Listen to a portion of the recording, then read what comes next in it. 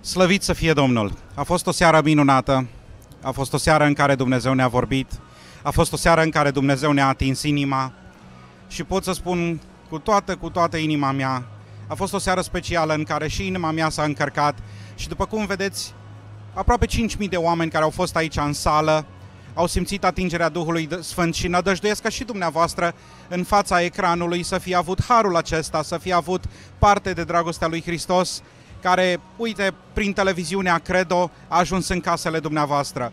Permiteți-mi ca înainte să spun ceea ce vreau să spun, permiteți-mi să mulțumesc echipei CREDO TV.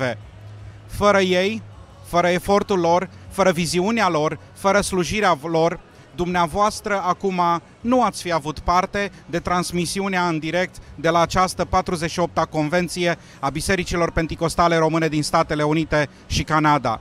Domnul să-i binecuvânteze și să-i ajute ca lucrarea aceasta de media să meargă în continuare.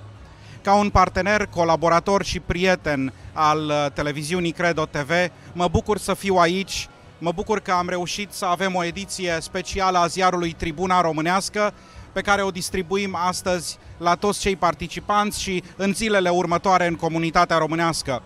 Bucuria mea că slujesc Domnului prin acest ziar românesc este foarte mare, dar în seara aceasta bucuria mea este și mai mare pentru că am alături de mine un prieten foarte bun, fratele Neville Verster, care este director în organizația Alliance Defending Freedom. Foarte mulți dintre dumneavoastră știți despre cazul Bodnariu și știți că drepturile religioase ne sunt încălcate. Ați aflat doar o mică parte a ceea ce se întâmplă în lume cu acest caz. Ați aflat ulterior, sau poate chiar și înainte, că în Statele Unite dreptul creștinilor este încălcat. Drepturile noastre constituționale sunt ignorate de prea multe ori.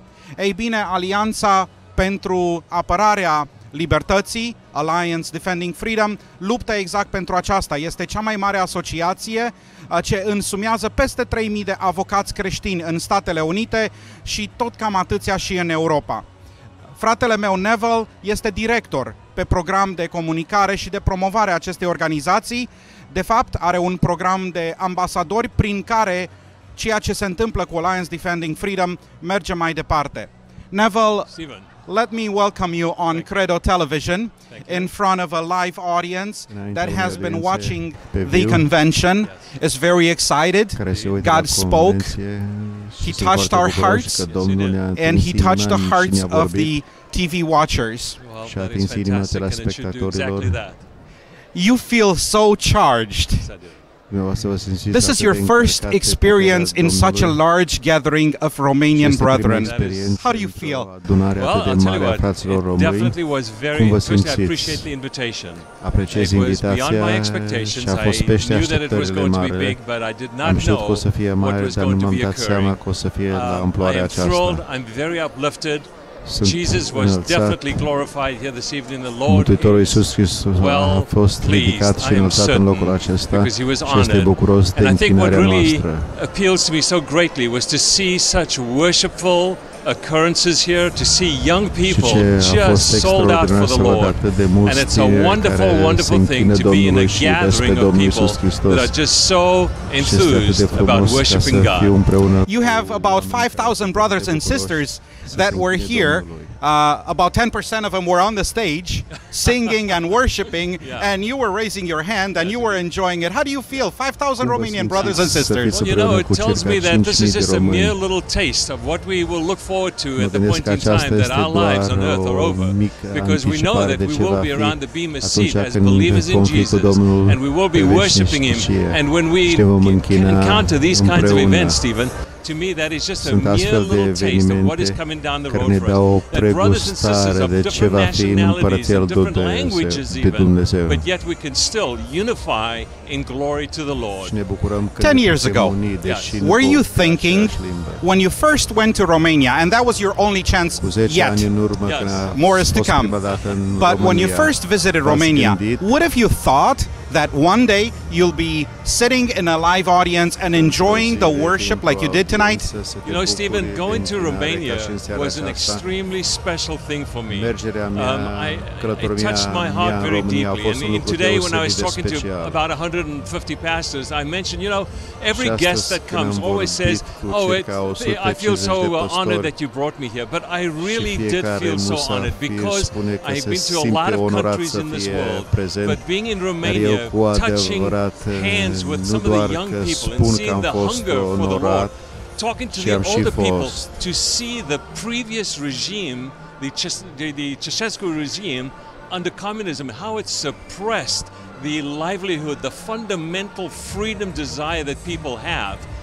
That was a wonderful thing to see there now, the refreshness of being open in their worship.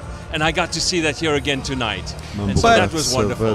Awesome, awesome. But what did you really come here for this weekend? You came all the way from Scottsdale, Arizona.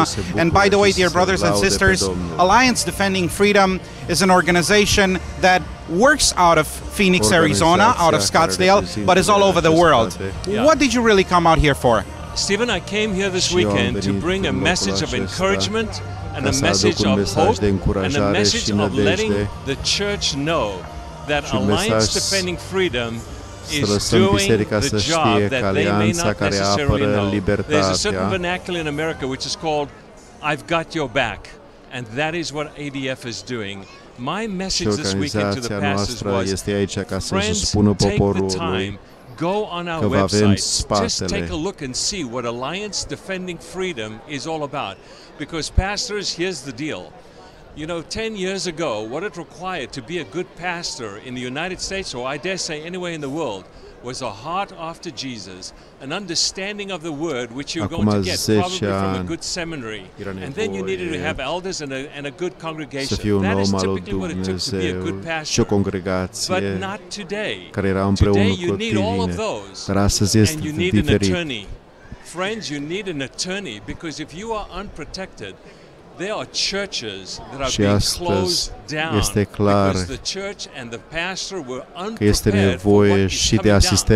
It must be very clear to all of us, there's a cultural tsunami that is occurring because the church is not the best friend of the culture. It wasn't for Jesus and it isn't for us right now either. Și astăzi, realitatea este că fiecare comunitate de credincioși au nevoie de asistență legală în forma unui avocat.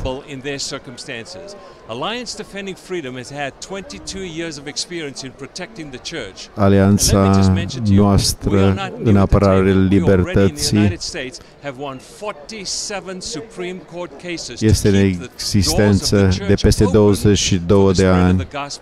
And like I so often ask my friends, were it not for an organization, a ministry like Alliance Defending Freedom, by winning all of those Supreme Court cases, what would have been our world in religious freedom if we did not do that, if Alliance Defending Freedom was not there? By the way, friends, it's not just in the United States. In the brief 6 years that we have been in Europe, we have already won the equivalent of 8 și organizația nu este doar în Statele Unite, ci este și în Europa.